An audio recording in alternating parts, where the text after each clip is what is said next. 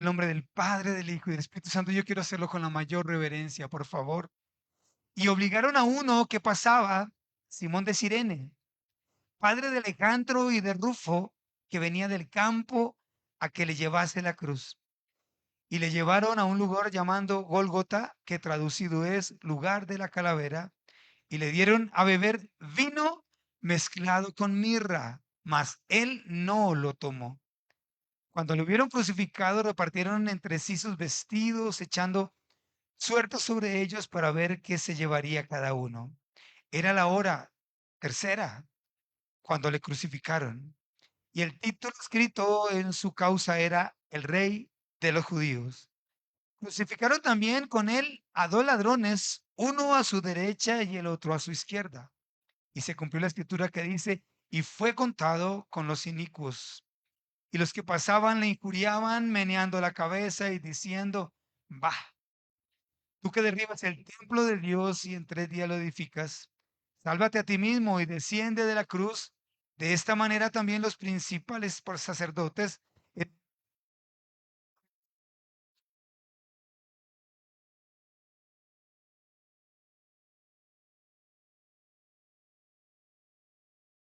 Amén, amén. Sí, uno, dos, sí. Ey. Y los que pasaban le injuriaban maneando la cabeza y diciendo, va, tú que derribas el templo de Dios y en 3 días lo reedificas, sálvate a ti mismo y desciende de la cruz. De esta manera, también los principales sacerdotes, escarneciendo, se decían unos a otros con los escribas. A otros salvó, a sí mismo no se puede salvar.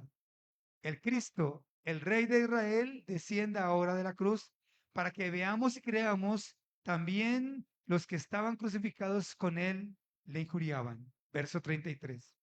Cuando vino la hora sexta, hubo tinieblas sobre toda la tierra hasta la hora novena. Y a la hora novena Jesús clamó a gran voz diciendo, Eloí, Eloí, lama sabactani, que traducido es, Dios mío, ¿por qué me has desamparado? Amén y amén. Hace 8 días hablábamos acerca de básicamente del sufrimiento, de la agonía del Señor Jesucristo. Y yo quiero retomar un par de cosas que es necesario que hoy hablemos previo a lo que yo quiero hablar. Uno de ellos es los 3 motivos por los cuales el Señor Jesucristo estaba en agonía en la prensa de aceite. ¿Recuerdan ustedes? Describimos bien el lugar donde estaba el Señor Jesucristo, que era un lugar de trabajo donde fue entregado. Uno de ellos, entonces, una de las causas por las cuales el Señor Jesucristo estaba en agonía era porque Él, el Santo Hijo de Dios, se iba a volver pecado. El Santo Hijo de Dios, el que nunca había pecado, el que no había conocido pecado, se volvió pecado por nosotros. Dos, el bendito Hijo de Dios se iba a hacer maldición por nosotros. El bendito Hijo de Dios se hizo maldición por nosotros. Y el eterno Hijo de Dios, el que nunca se había separado de su Padre, iba a ver de su Padre que le había vuelto la espalda. Eran los 3 motivos principales, o encontramos en la Biblia esos 3 motivos principales por los cuales Cristo estaba en agonía. Hoy comenzamos el servicio, o comenzaron el servicio, quien lo dirigía, hablando acerca de algunas de las cosas, algunos de los beneficios que nosotros recibimos a través de la muerte, del sacrificio de la cruz de Cristo. Vemos entonces, y quiero enumerarlos muy puntualmente, y son el perdón y la salvación. Se cancelaron las deudas por el pecado y el rescate de la condena eterna. Cristo pagó el precio por ti y por mí. Yo creo que muchas veces lo hemos hablado, muchas veces lo repetimos. Este es un tiempo para que estemos nuevamente hablando acerca del tema, pero yo quiero que no perdamos la esencia, lo profundo, lo importante, lo que hemos recibido. No sé si tú te sientes diferente hoy a cuando andabas en pecado. Yo me siento diferente. Yo soy una nueva criatura. Yo hago cosas diferentes. Mi vida ha cambiado. Es por ello que yo valoro y debo valorar cada vez que piense en esto, lo que he recibido a través de Jesucristo. El precio que yo debía pagar lo pagó Él. Había un precio, hay un precio por el pecado. Y ese precio es la condenación, porque la paga del pecado es muerte. Hoy hay un cielo que nos recibe. Hay un cielo. Tú no te has imaginado que en el momento en que tú mueras o que yo muera, hay un cielo preparado esperándonos. Todo está listo. Todo está hecho. Tú no tienes que hacer absolutamente nada. La salvación es gratuita. Ya Jesús pagó el precio por mi salvación en la cruz del Calvario. Pero, pero hay algo que desde hace unas semanas a esta parte me ha estado tocando el corazón. Y me decía el Señor, y lo confirmó con la charla de esta mañana de mis muchachos. Me decía el Señor, imagínate una valija, imagínate una maleta. ¿Qué llevarías tú al cielo? ¿Qué llevarías contigo al cielo? Si tuvieses que empacar algo. Cuando tú te vas para algún lugar, si te vas para un lugar que hace frío, empacas ciertas cosas. Si te vas para un lugar donde hace calor, empacas otras muy diferentes. Si te vas para la nieve, yo nunca he ido a la nieve, pero supongo que las personas que van a la nieve utilizan o llevan cosas muy, pero muy abrigadas. Tienes que estar pensando en tu equipaje. Y me decía el Señor durante estas semanas, ¿cuál es tu equipaje para el cielo? Y básicamente lo que me decía él era, no qué debes empacar para ir al cielo, sino qué cosas no entran en tu equipaje para ir al cielo. Y algunas de esas cosas son las cosas que nosotros debemos dejar aquí en la tierra. Hay cosas que no van al cielo, iglesia. Vamos a estar hablando las próximas semanas de eso. Me ha hablado el Señor fuertemente a mi corazón. Hay cosas con las que nosotros creemos llegar al cielo. Y esas cosas no entran al cielo. Por eso el Señor Jesucristo pagó el precio por aquellas cosas que no van al cielo. Y una de ellas es el pecado. Si tú estás en pecado, el pecado no cabe en tu equipaje, ¿sí? Cuando partas al cielo. Es decir, si estamos en pecado, no iremos al cielo con ese pecado. ¿Y, y cuál es la magnitud? ¿Qué tipo de pecados llevó Cristo en la cruz del Calvario? Todos, absolutamente todos. Pero no podemos jugar con la gracia. Tú hablabas de la gracia, porque la gracia se está acabando. No, discúlpenme. No puedo yo jugar con la gracia, ¿sí? Y pretender que con aquellos pequeñas cosas que no son tan fuertes como pecado, sí me estoy haciendo entender, puedo yo llegar al cielo. El pecado en la Biblia se tipifica como pecado. Todo pecado es llamado pecado y todo pecado da condenación. Hasta allí vamos bien. Ok. Jesús nos dio reconciliación con Dios, porque en nuestra maleta, en nuestro equipaje hacia el cielo, no puede haber esa barrera entre Dios y la humanidad. Nos habíamos separado del Padre. Nuestro pecado nos separó de Dios. Nuestro pecado nos hizo a un lado. El pecado que hoy cometamos nos aparta del Padre. No importando cuál sea nuestro pecado, ese pecado nos aparta del Padre. Nos dio una nueva identidad, ahora somos hijos de Dios. Yo no sé quién puede levantar la mano y decir, hoy yo soy hijo de Dios. Yo soy llamado hijo de Dios. Hoy me puedes decir que yo me llamo hijo de Dios. Y eso fue lo que Cristo, una de las cosas que Cristo nos dio en la cruz. Para poder ir al cielo debemos ser llamados hijos de Dios. Estamos, estamos armando el equipaje. Debemos armar un equipaje. Recuerden que depende para donde nos vayamos, así debe ser nuestra valija y los elementos que estén dentro de esa valija. Hay cosas que no caben.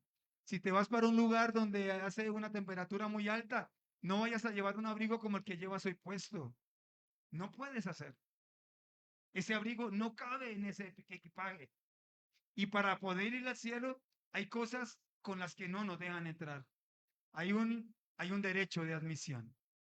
Ok. Espero que lo vayamos entendiendo a través de estas semanas. Hay una justificación que recibimos a través de Jesucristo. Somos considerados justos delante de Dios, porque nuestra injusticia no puede ir al cielo, pero Cristo pagó el precio por nuestra injusticia y ahora tú y yo somos llamados justos. Pero debemos vivir en justicia. ¿Sí me hago entender? Una persona que ha nacido de nuevo y que viva en injusticia no puede ser llamado justo. Debemos practicar la santidad, debemos practicar la justicia, debemos practicar la integridad para que seamos dignos de ir al cielo. Dios nos dio a través de su Hijo la liberación de las maldiciones de pecado. Ahora tú y yo somos llamados santos. Yo puedo entonces dirigirme a todo un público que me escucha como los santos hijos de Dios. Tú eres santo. Tú fuiste considerado santo a través de la muerte de quien no cometió jamás pecado y llevó sobre sus hombros el peso de la maldición de nuestro pecado. Recibimos vida eterna a través de Jesucristo y de su sacrificio en la cruz. Podemos decir que tenemos acceso al Padre y ese acceso es por la eternidad. ¿Ok? Perfecto. Y por último, Jesús borró las culpas, pagó nuestros delitos por nuestros pecados, es decir, nos dio expiación. Él fue la expiación que propició Dios por nuestros pecados. Podríamos decir que absolutamente todo está hecho y que lo que Jesucristo hizo allí en la cruz es un sacrificio perfecto. El único sacrificio que fue necesario hacerse. No fue necesario sino solamente un cordero perfecto por la eternidad. Pero Jesús es el cordero perfecto. Jesús es el sacrificio perfecto. Pero lo hizo por nosotros. Y nosotros aquí en la tierra seguimos luchando con algunas cosas que Él ya nos ofreció en la cruz. ¿Quién no lucha día a día consigo mismo? ¿Quién no lucha día a día con su manera de pensar, con su manera de ser? Lo decía esta mañana quien traía la charla para los muchachos, que todos los días estamos nosotros en un proceso y muchas veces identificamos nuestras fallas en ese proceso y nos lamentamos por cometer errores durante el proceso. Hay cosas que no caben en esa valija hacia el cielo y que estamos luchando aún aquí en la tierra para que todo lo que tenemos hoy en día sea aceptado allí en el cielo. Porque allí en el cielo no son aceptadas aquellas cosas que a Dios no le agradan, pero con las cuales estamos luchando aún aquí en la tierra. Wow.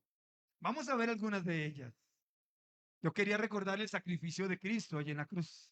Yo quería recordar la perfección de su sacrificio por nosotros. Yo quería recordar lo absoluto que fue aquel sacrificio del Hijo de Dios por todos y cada uno de nosotros y por todas y cada una de las fallas que podamos cometer. Pero aún aquí en la tierra seguimos luchando con algunas cosas que no nos darán entrada al cielo. Es decir, tenemos que erradicarlas, extirparlas de nuestra conducta. Y Jesús nos dio ejemplo de ello allí en la cruz. Recordemos entonces, hicimos ya un recuento de lo que Cristo nos dio en la cruz, pero hoy vamos a ver otras cosas que Cristo nos dio en la cruz, sobre todo con su ejemplo, para que nosotros también podamos aquí en la tierra erradicarlas de nuestra vida. Amén. Y si en esa maleta que nos va a llevar al cielo o con la que pretendíamos ir al cielo, podamos sacar aquellas cosas que no nos convienen y depositar dentro aquellas cosas que sí tienen cabida allí en el cielo. Amén. Vamos a ver entonces Lucas capítulo 23, versos 33 a 34.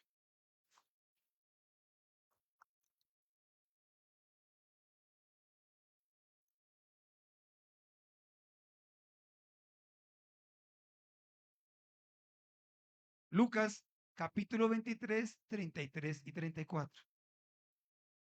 Por favor, márquenlo allí porque previo tenemos que ver otro pasaje. Es otra de las cosas que tenemos que recordar de lo que hace 8 días estudiamos. ¿Recuerdan lo que ocurrió en el desierto cuando el pueblo de Israel pecó y por el pecado vinieron serpientes y los mordían? Así que Moisés dijo, bueno, ¿y yo qué hago, Señor? Yo creo que se me está muriendo la gente. Están siendo mordidos. Y si lo llevamos literalmente a esta parte de la historia, están siendo mordidos por el pecado. El pecado les está dando muerte. Y el mismo Señor Jesucristo en Juan capítulo 3 versos 14 y 15 da un paralelo de lo que fue aquella situación allí en el desierto y de lo que él vino a hacer aquí en la tierra. Así como fue erigida aquella serpiente en el desierto, dice él, y como Moisés levantó la serpiente en el desierto, así es necesario que el Hijo del Hombre sea levantado. Si nosotros lo vemos literalmente, vemos cómo el Señor Jesucristo en un madero fue levantado por cada uno de nosotros y por la consecuencia del pecado, para que todo aquel que en él cree no se pierda, mas tenga vida eterna. Cuando la serpiente mordían al pueblo, el pueblo miraba allí aquella serpiente en bronce que había sido levantada en un madero y todos obtenían salvación, todos obtenían curación. El Señor Jesucristo de la misma manera lo hizo, fue levantado en un madero por la salvación de cada uno de nosotros. Y dice entonces Lucas, capítulo 23, 33 y 34. Yo creo que es una de las cosas más poderosas que encontramos nosotros con Jesús allí en la cruz. Y cuando llegaron al lugar llamado de la calavera, le crucificaron allí y a los malhechores, uno a la derecha y otro a la izquierda. 34. Y Jesús decía, Padre, perdónalos porque no saben lo que hacen. Lucas, Lucas lo toma de esta manera. Pudo haber dicho, y Jesús dijo, Padre, perdónalos, porque no saben lo que hacen. Es decir, yo lo tomaría como si lo hubiera dicho una sola vez. Y Jesús dijo, Padre, perdónales porque no saben lo que hacen. Lucas lo dice de esta manera. Y Jesús decía, es decir, yo asumo que cada vez que lo abofeteaban, el Señor Jesucristo le decía al Padre, Padre, perdónalo, porque él no sabe lo que hace. Cada vez que le mesaba la barba, él le decía al Padre, Padre, perdónalo, porque él no sabe lo que hace. Cuando le crucificaron, él le decía al Padre, Padre, perdónales, porque ellos no saben lo que hacen. Lucas lo menciona de una manera en que en sus labios permanentemente estaba la frase, Padre, yo lo asumo de esa manera.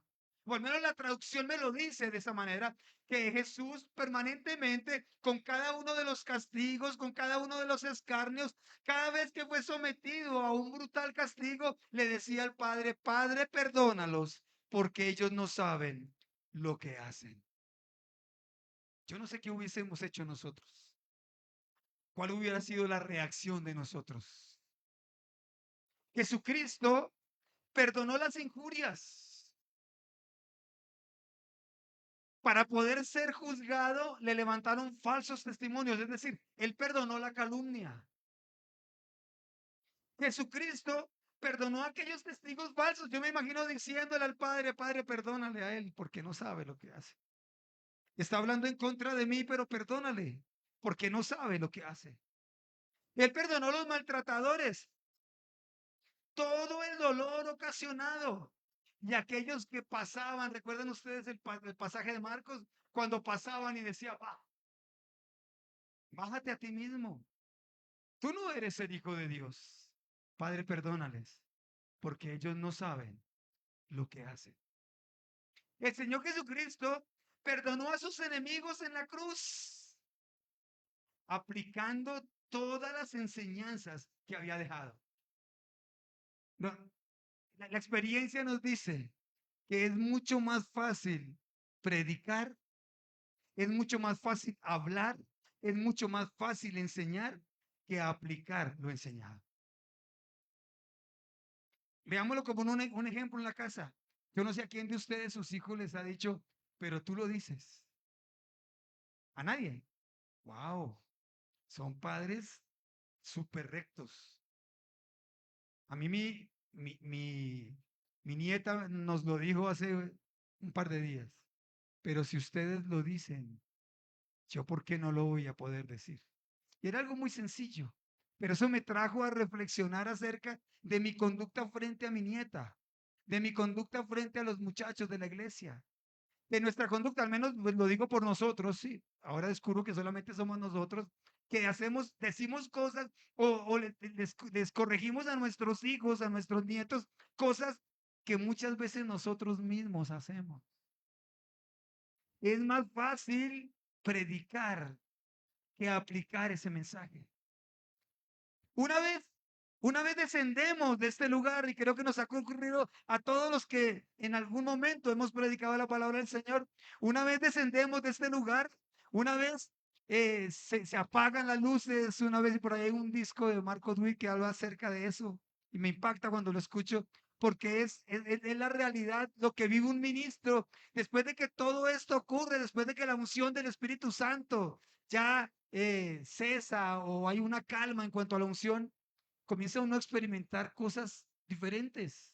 Por ejemplo, mucho cansancio. Cuando hay un servicio con mucha unción, a las 2 o 3 horas tú estás literalmente apaleado. No tienes fuerzas para nada.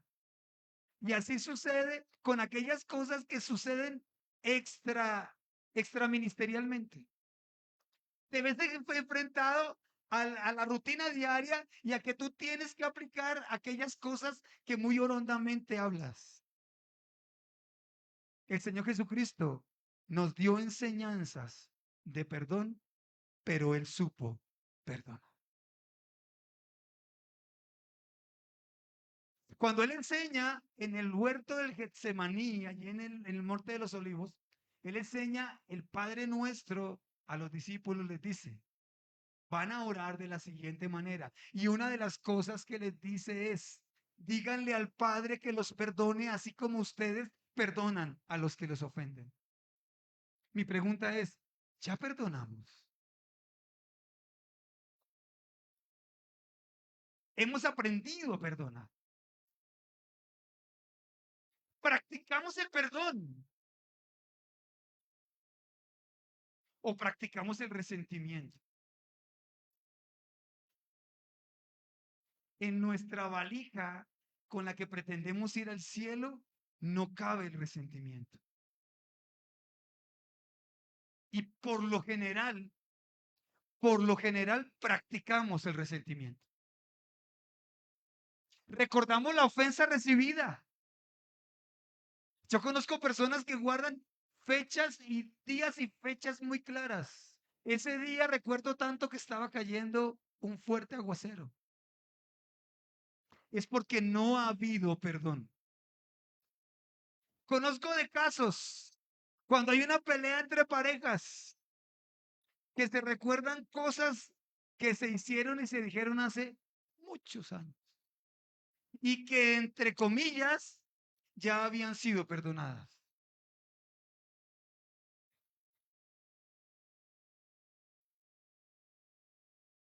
Cosas que ya habían sido olvidadas. Cuando hay un perdón genuino, no pueden haber resentimientos.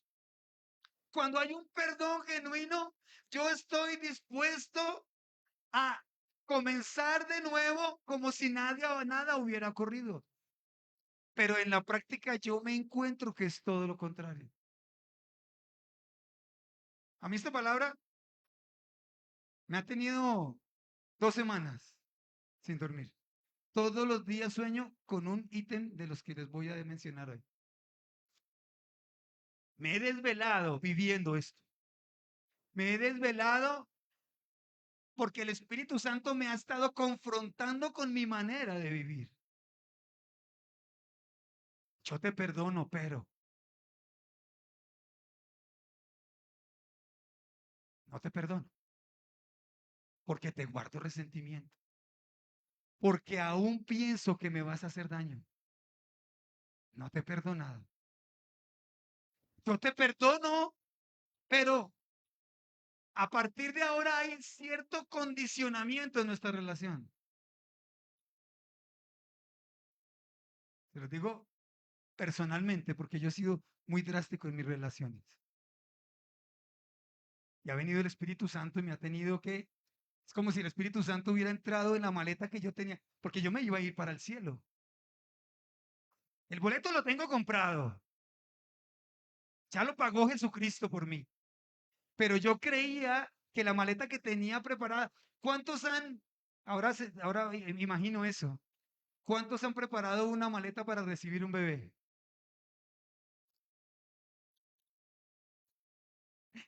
¿Y con cuánto tiempo la han preparado? Muchas veces con meses, ¿verdad? ¿Y a cuántos en el momento en que ya la niña está lista para irse para la clínica, les hizo falta algo o les sobró cosas? Cuando iban a ser mi hija, lo primero que yo compré cuando nos fuimos para la clínica fueron golosinas. Yo jamás había tenido un hijo. Yo pensé que a Aurorita le iban a hacer falta golosinas. Terminé comiéndomelas yo. Y ese día fue una falsa alarma. Y el día que nos tuvimos que ir, no llevamos absolutamente nada para la clínica. Suele ocurrir. Es como si el Señor mismo, el Espíritu Santo, hubiera entrado en mi valija y hubiera hurgado y me hubiera dicho, eso no entra al cielo. Eso tampoco entra al cielo, hijo. Te hace falta aquello. Te hace falta lo otro. Al cielo no puedes entrar con eso. Está mal preparada en nuestra valija. Y si nuestra valija está llena de resentimiento, entonces no entraremos al cielo, iglesia.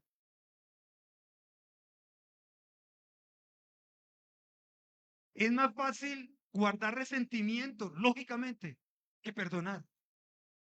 Pero el Señor Jesucristo, cada vez que le hicieron algo en ese espacio de tiempo, míralo, de esta manera. No fue que hoy le hicieron algo y dentro de 2 años otra cosa y dentro de 3 años otra.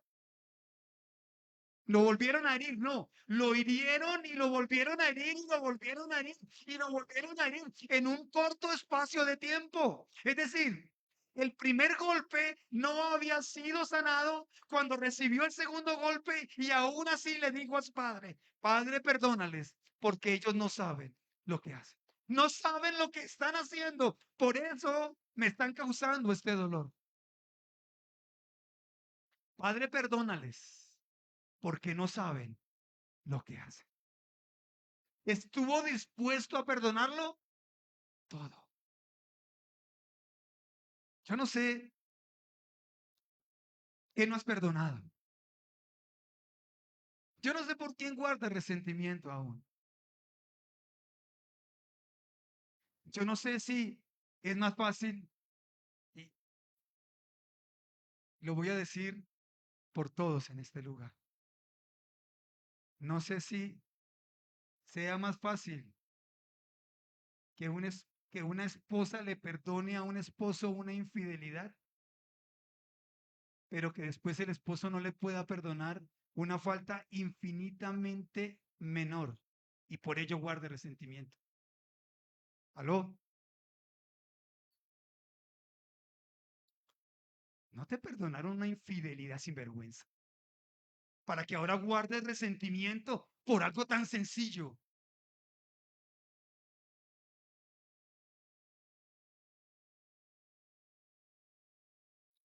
A veces la balanza no está bien, no, pero es que las balanzas tienen que pasar por un proceso. Es como un proceso de, ¿cómo se llama eso? De calibración. La balanza está mal calibrada. Tú me perdonaste una infidelidad. Aquí. Tú me perdonaste una infidelidad a mí.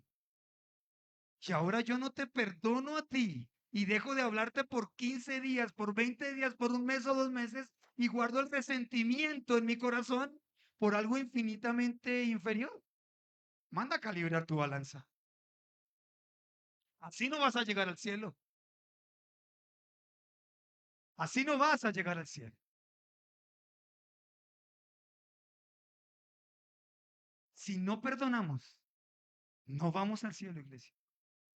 Y no me importa si tengo que durar la próxima media hora diciéndote lo mismo. Si no perdonamos, no vamos a llegar al cielo. El resentimiento no llega al cielo. Es el perdón el que llega al cielo. Cuando yo no creo, cuando tú me pides perdón, te estoy guardando resentimiento. Cuando yo creo que tú vas a volverme a faltar, te estoy guardando resentimiento. Yo te puedo perdonar. El problema es tuyo y Dios si me vuelves a fallar. Sí me estoy haciendo entender. Yo te perdono de corazón. Si tú me vuelves a fallar, te las vuelves a ver con Dios. Pero yo tengo que perdonarte. ¿Qué, qué te han hecho que no se pueda perdonar?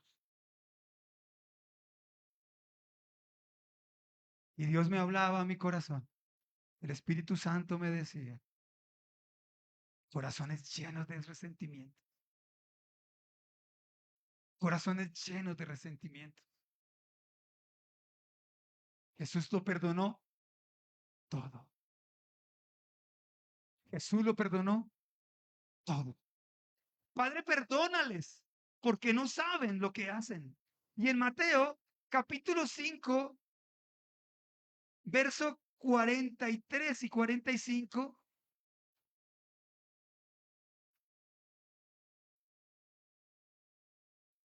oísteis que fue dicho, amarás a tu prójimo y aborrecerás a tu enemigo. ¿Quién dice? Ese es para mí, pastor. Es fácil amar a quien nos ama, ¿verdad? ¿Quién tiene un enemigo gratuito aquí? A ver, aquellos que se levantan y tú no sabes por qué, ¿cierto? Por ahí decimos los colombianos, es que no somos monedita de oro para caerle bien a todo el mundo. Se levantan personas que te odian, a esos es difícil amar. Es fácil amar a quien te ama. Y Dios nos dice en Mateo capítulo 5, verso 43, oísteis que fue dicho, amarás a tu prójimo y aborrecerás a tu enemigo. Pero Él dice otra cosa diferente, amad a vuestros enemigos, bendecid a los que os maldicen, haced bien a los que os aborrecen y orad por los que os ultrajan y persiguen. Wow, Dios dejó un estándar muy alto, ¿verdad? Dios dejó un estándar muy alto. ¿Cuántas veces oramos por quien no nos quiere?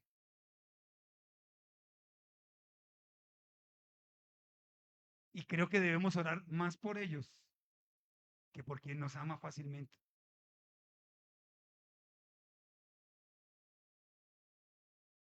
Orad por quien los ultrajan, por quien los persiguen, por quien los odian.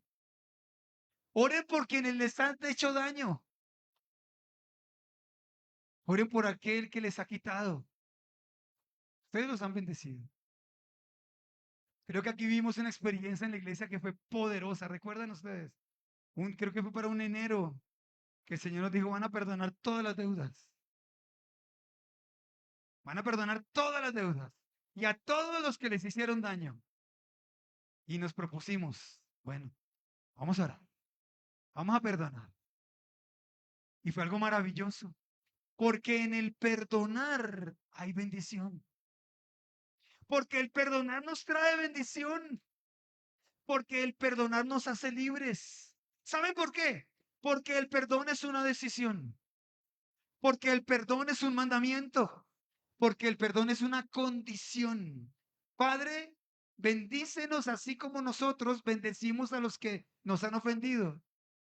Perdónanos como nosotros perdonamos a los que nos ofenden. Es decir, que aquel que no ha perdonado no será perdonado. Debemos perdonar porque es una condición para ir al cielo. Debemos perdonar porque es un mandamiento de Dios. Y el Señor Jesucristo lo pone aún más difícil, más complejo, más duro de cumplir. Perdonen y amen a todos a los que les han hecho daño. Vamos a hacer un ejercicio. Van a levantar su mano, por favor. Si alguno ha identificado que debe perdonar a alguien, entonces ahora va a cerrar sus ojitos. Y pensando en esa persona o en esas personas, va a hacer la siguiente oración. Señor, yo te pido que tú me perdones por haber guardado resentimiento, por haber guardado dolor, por haber guardado rabia. Muchas veces, Señor, hasta con razón. Pero tú me pides, tú me exiges que perdone. Así que, por el amor que yo te tengo, Señor, yo hoy decido perdonar. Ahora, no vas a levantar, abrir tus ojitos, ni a bajar tu mano, ni nada, por favor. Vas a perdonar con nombre propio, por favor. A la cuenta de tres, cuando yo cuente tres, tú vas a enumerar a aquellas personas a las que en este momento tú perdonas. Te voy a dar un espacio de tiempo si todavía no están todas enumeradas. Cuando yo cuente tres, tú vas a enumerar a aquellas personas a las que tú hoy perdonas. A la, a la una, a las dos, a las tres. Vamos, iglesia. Yo perdono a fulano. Yo perdono a sutano. Yo perdono a fulana. Todo el daño que me causaron. Vamos, iglesia, diga. Con voz audible. No es necesario que la persona que está a tu lado te escuche. Pero sí hazlo en voz baja, por favor.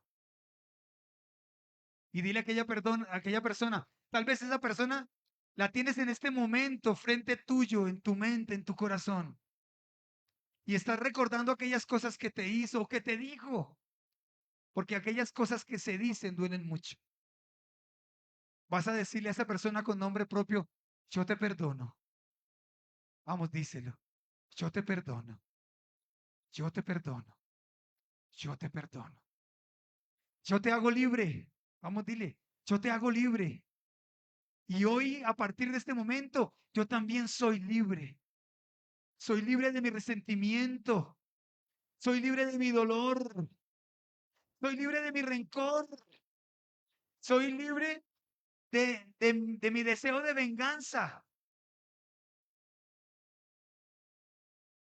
Y ahora por último vas a decirle, yo te bendigo. Vamos, con nombre propio. Recuerda que el Señor Jesucristo lo dice. Bendecid a los que os ultrajan. Orad por quienes os han vituperado. Bendice a esas personas con nombre propio. Yo te bendigo. Así como Cristo bendijo a sus enemigos allá en la cruz. Yo hoy te bendigo, fulano de tal. Yo hoy te bendigo, papá. Yo hoy te bendigo, mamá. Yo te bendigo, expareja. Bendice a tu expareja. Bendice a aquella persona que te causó daño. Bendice a aquella persona que te ilusionó y luego te abandonó. Gracias, Señor. Te alabamos y te glorificamos, Padre maravilloso. Aleluya, Señor. Gracias, Señor. Bendito. Amén.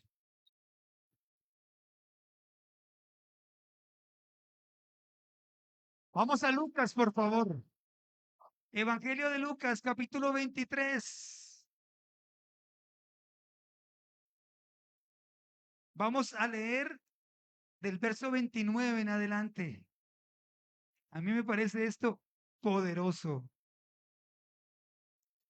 Lucas, capítulo 23, 39, perdón, en adelante.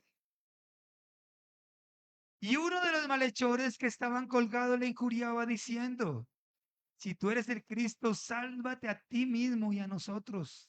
Respondiendo el otro le reprendió diciendo: ¿ni aún temes tú a Dios estando en la misma condenación?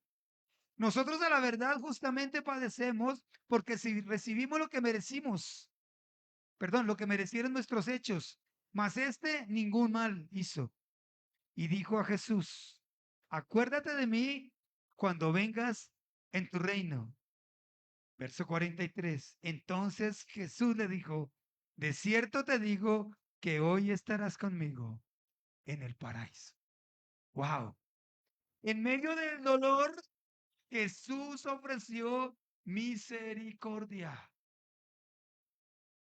Cuando nosotros estamos en un momento difícil de nuestras vidas, lo que menos queremos es que alguien venga a contarnos sus tristezas. Cuando tú estás en un momento de agonía, lo que tú quieres es que se compadezcan de ti, ¿verdad?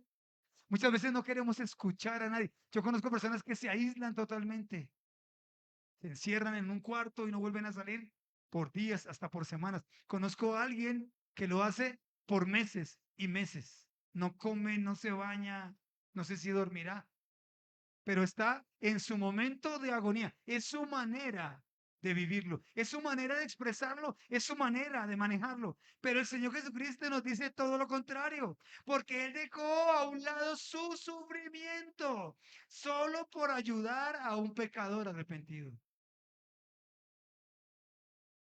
Él se olvidó por un momento, hizo a un lado el dolor propio y le dijo a aquel malhechor: no te preocupes, yo te doy salvación. No te preocupes, tu problema me interesa, aun cuando yo estoy viviendo algo peor. El malhechor, lo dijo él mismo, él, él estaba con una causa justificada allí colgado en el madero. El Señor Jesucristo no había hecho nada. Pudo haber dicho: injustamente yo estoy aquí ahora, usted me viene a hablar a mí de perdón.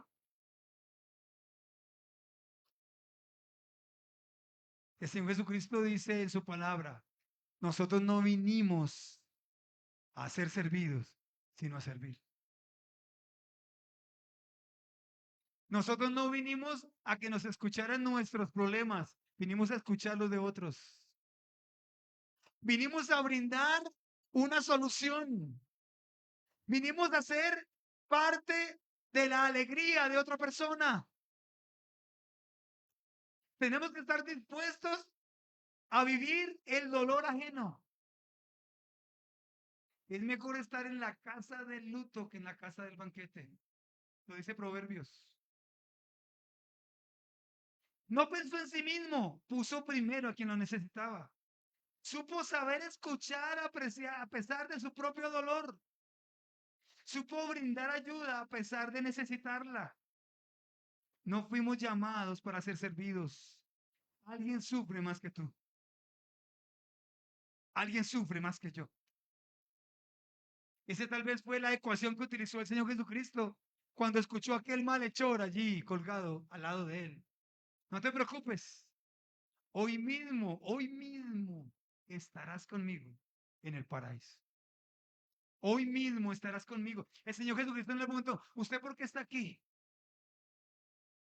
Hablando de juzgar, ¿verdad? Hablando del dedo acusador de nosotros. Porque sufrimos de algo los cristianos y es de que primero nos creemos superiores y segundo tenemos el dedo para acusar. Esto te está ocurriendo por esto, esto está ocurriendo por aquello. El Señor Jesucristo hizo todo lo contrario. Tuvo misericordia aún en medio del dolor. Se compadeció aún en medio de su angustia.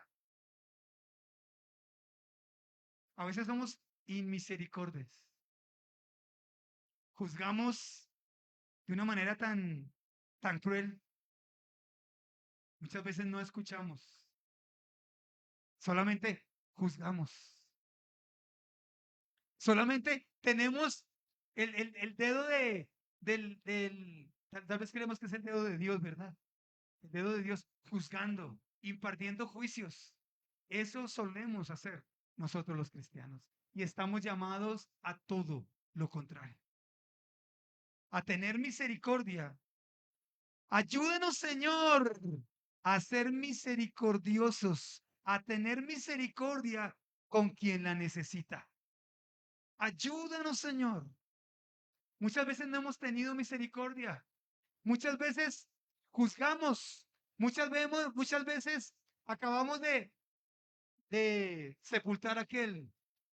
Tal vez no ha sufrido lo suficiente. Y nosotros, en lugar de tener una palabra de consuelo, una palabra que los levante, lo que hacemos es acabarlos de sepultar. Jesús fue misericordioso, aún en el momento de la agonía. Brindó misericordia. Rápidamente, vamos a Juan capítulo 19. Esto me parece muy importante. Bueno, las palabras que él profirió allí en la cruz fueron palabras totalmente sabias. Capítulo 19 de Juan, por favor.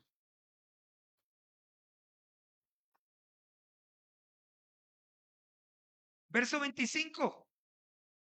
Estaban junto a la cruz de Jesús su madre y la hermana de su madre, es decir, su tía, María, mujer de Cleofás, 3, y María Magdalena, 4. Habían 4 mujeres alrededor de la cruz. Cuando vio Jesús a su madre y al discípulo a quien él amaba, ¿quién era? Que estaba presente, dijo a su madre, mujer, he aquí tu hijo. Después dijo al discípulo, he aquí tu madre. Y desde aquella hora el discípulo la recibió en su casa. Es decir, Jesús practicó un amor con responsabilidad. El Señor Jesucristo no solamente le daba un abrazo a quien lo necesitaba. El Señor Jesucristo reunía un mercado para su casa. Gracias por esos mercados que recogen cuando suceden cosas como hace 8 días. Me dice mi esposa, se necesita urgentemente recoger. A ella le llegan los mensajitos. Entonces ella retuitea los mensajes a la iglesia. Y miren lo que yo le dije. Era como 28, 27 del mes pasado, ¿era? Tal vez. Y yo le dije a ella, se está acabando el mes. Sí, la gente está, pues los mercados ya están bajitos en la casa. Ya no hay tanto dinero. Ella me dijo, no, se necesita urgentemente. Y se recogió un mercado tan hermoso. Todos los días hay familias con necesidad. Y la mayoría de ellos no son de esta iglesia. Porque gracias a Dios nosotros vivimos con comodidad. Pero hay muchas personas en otros lugares que tienen grandes necesidades. Y cuando nosotros como iglesia no solamente le decimos, te amo, Cristo te ama, sino también somos parte de la solución para esas personas, estamos practicando lo que el Señor Jesucristo hizo en la cruz con su señora madre. Ella ya estaba viuda, porque según los historiadores, es muy probable que ya José hubiera muerto. Si no, primero estaría con Cristo en la cruz, estaría alrededor de él, no lo hubiese abandonado. Y segundo, no le hubiera encomendado a María, a Juan, sino de pronto le hubiera dicho, papá, mucho cuidado con mi mamá. La dejó con alguien responsable. No solamente le dijo, te amo, mamá, practicó un amor con responsabilidad. Eso es lo que estamos llamados nosotros a hacer, iglesia. Yo no sé qué has pensado hacer con tu papá y con tu mamá. Es una pregunta. ¿Qué has pensado hacer con tu papá y con tu mamá? Ahí están peleando porque ¿qué van a hacer con el papá y con la mamá? Mire. ¿Qué ha pensado hacer conmigo? Mm. Yo sé que aquí hay hijos con corazones muy lindos, pero es una pregunta que les dejo en su corazón. ¿Qué has pensado hacer con tu papá? ¿Qué has pensado hacer con tu mamá? Salvo una condición muy especial, porque hay condiciones muy especiales. Creo yo que el último lugar al que un anciano quiere que lo lleven es a un lugar de ancianos. Tú nunca has ido a un ancianato. Échate una pasadita por allá. ¿Cómo se vive en un lugar de eso? Gracias.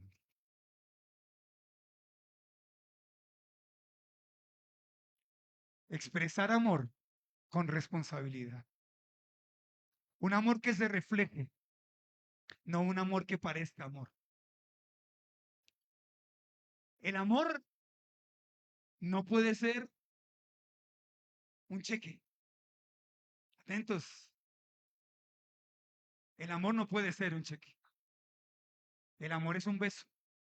El amor es un abrazo. Ya que hay gente que merece toda mi admiración. Merecen toda mi admiración. Y he hablado de ustedes, no mal. Todo lo contrario. Muy bien de ustedes. En mi casa se habla muy bien de ustedes. Esos hijos que demuestran ese amor. O sea, esos hijos que no solamente sus papás se convirtieron en un monto de dinero. Los felicito. No tengo por qué mencionarlos. Los felicito. Hay que ser un buen hijo de Dios para practicar el amor con responsabilidad. Démosle un aplauso al Señor por ellos. Fuerte ese aplauso, por favor. Amor con responsabilidad. Amén. Y quisiera hablar mucho más. Mateo capítulo 27.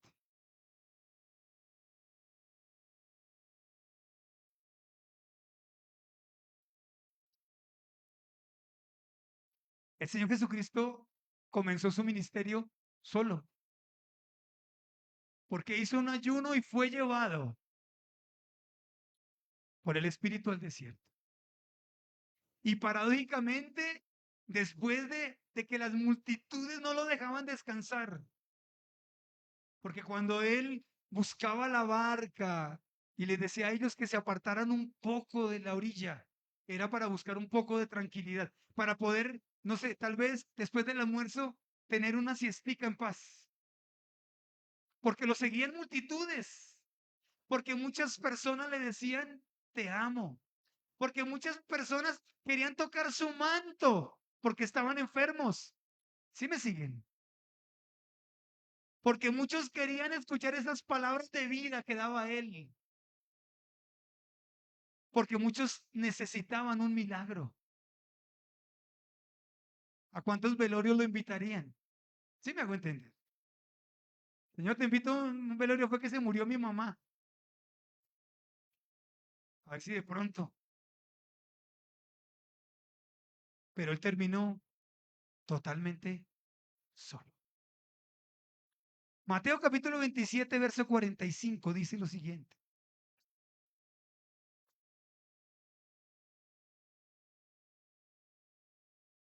Entonces, perdón, 27, 45, 46.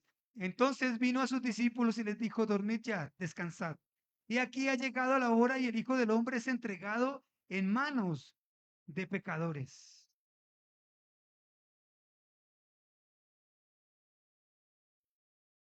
Amén. Gracias, gracias, hijita. Y desde la hora sexta hubo tinieblas sobre la tierra, sobre toda la tierra, hasta la hora novena. Cerca de la hora novena, Jesús clamó a gran voz diciendo, Elí, Elí, lama sabactani. Esto es, Dios mío, ¿por qué me has desamparado? Si nosotros vemos las personas que estuvieron en ese recorrido o en esos varios recorridos, desde el Monte de los Olivos a la casa de Caifás, cuando tuvo los dos juicios, uno romano y el otro judío, y cuando fue llevado a la calavera a ser crucificado, podemos ver nosotros que poco a poco lo fueron abandonando quienes le seguían. Vemos nosotros horas antes como un Pedro le dijo, Señor, lo que yo tenga que hacer por ti lo voy a hacer. Vemos nosotros cómo brillan por su ausencia, salvo Juan, todos sus discípulos. Ninguno estaba por allí. No sé cuántas personas le habían dicho lo que, lo que tú tengas necesidad, yo voy a estar allí para cubrirla. Lo que tengamos que hacer por ti, lo vamos a hacer. ¿Cuántos le dirían Padre? ¿Cuántos le dirían Señor? ¿Cuántos le dirían Rabí? ¿Cuántos estuvieron con él viendo todos los milagros? Y la amenaza que se cernía sobre el Señor Jesucristo y sobre sus enseñanzas, ellos las hicieron propias, porque eran seguidores de Cristo. Y vemos nosotros un espacio de 3 horas, donde Él está totalmente solo, agonizando en una cruz, y nadie está cerca. Bueno, hay algo que tienen los desiertos, hay algo que tienen las pruebas, y es que están llenas de soledad. ¿Cuántos no hemos vivido desiertos donde nos ha tocado pasarlo solos? Es más, es una tendencia del ser humano aislarse cuando está en medio de la dificultad. Pero el Señor Jesucristo ya no tenía los cientos de seguidores, tal vez miles de personas que se agolpaban para escucharle. Sus últimas horas las pasó en soledad. No hubo nadie allí. No hubo ni siquiera quien pudiera eh, aliviarle un poco su dolor. Trataron de darle a él vino con mirra y él lo rechazó, porque el vino y la mirra se utilizaban para calmar el dolor de aquellos que estaban crucificados. Y él dijo, no, yo no voy a utilizar nada que calme mi dolor. Yo voy a tener esta copa hasta el último momento. ¿Saben que es una de las cosas más difíciles que yo he visto? Y es una de las cosas por las que más se queja el pueblo de Dios cuando vive una situación difícil. Me dejaron solo. Estuve solo.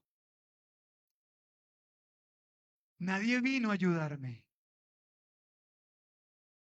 Pero yo quiero que entendamos algo. El propósito de Dios en la prueba es muchas veces que estemos solos, para que dependamos únicamente de Él. Para que no pensemos que alguien va a solucionar lo insolucionable. Para que no pensemos y finquemos nuestra esperanza en alguien que venga a auxiliarnos. La mayoría de las veces estamos absolutamente solos y tenemos finalmente que alzar nuestra mirada al cielo y decirle, Señor, solamente tú eres mi socorro. Yo no sé quién tenga hoy, yo sé que es así porque el Señor me lo ha mostrado, el Espíritu Santo me lo mostró. ¿Quién de ustedes tenga dolor en su corazón por haber pasado solo la prueba? Yo quiero que ustedes levanten su mano, cierren sus ojitos. Y si alguien tiene dolor en su corazón por haber pasado solo la prueba, el Espíritu Santo te va a ministrar en esta hora. Padre, te pido que traigas paz a esos corazones. En donde hay dolor por la soledad. En donde hay tristeza por el abandono. Porque se han sentido solos. Porque se han sentido tristes. Incomprendidos muchas veces. Quiero por favor rogarte que sanes el corazón de aquellos padres que han sido abandonados por sus hijos. Aquellos padres que no han recibido una caricia de sus hijos. Aquellos padres que solamente reciben el papá necesito, papá quiero, pero no ha habido un amor, no ha habido una expresión de cariño. Te pido que sanes esos corazones. Y te pido, Dios del cielo, que coloques en nuestros corazones un amor responsable hacia aquellas personas que amamos. Señor, danos un amor con responsabilidad. Danos un amor, Dios del cielo, que exprese lo que hablamos, que exprese lo que sentimos. Danos un amor responsable. Ayúdanos, Señor, a poner en práctica todo aquello que tú viviste, todo aquello que tú nos enseñaste en la cruz. No solamente que recibamos la salvación, no solamente que recibamos todos aquellos beneficios por el precio pagado en la cruz, que estemos dispuestos, Señor, a practicar, a ser cristianos practicantes de tus enseñanzas, Señor Jesucristo. A ser cristianos que vivan con responsabilidad del Evangelio. Ayúdanos, Señor, a buscar más dar que recibir. Hay alguien que necesita más que yo. Alguien que sufre más que yo. Hay alguien a mi lado que necesita un abrazo. Hay alguien a mi lado que necesita ser consolado. Yo quisiera que tú te levantaras de tu lugar y le dieras un abrazo con sinceridad a alguien. Yo no te estoy pidiendo que abraces a tu esposo o que abraces a tu padre que vino contigo. Te estoy pidiendo que salgas de tu lugar y le des un abrazo con amor, con genuino amor a alguien, por favor.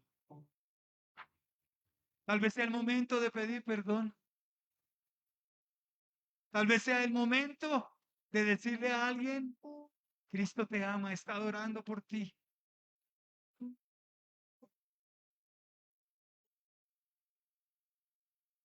Recuerda que hay alguien que necesita más que tú.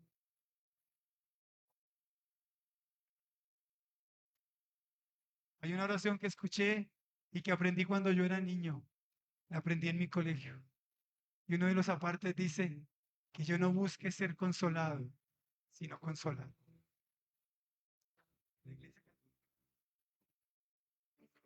Que yo no busque ser amado, sino amar.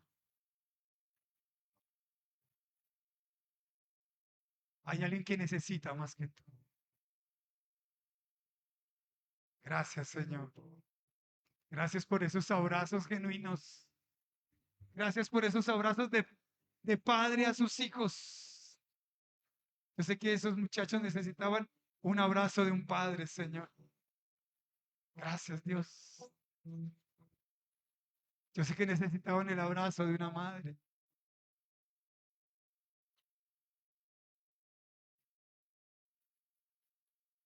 Gracias, Señor. Hoy el Señor te está diciendo, te amo. Hoy Cristo te está diciendo, te amo y morí en la cruz por ti. Morí por tu necesidad, morí por tu soledad.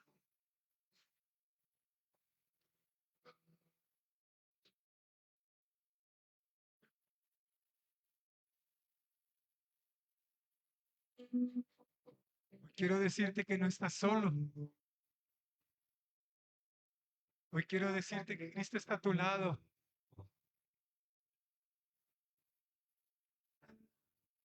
Aleluya. Gracias, Señor. Gracias, mi Rey. Gracias, Dios.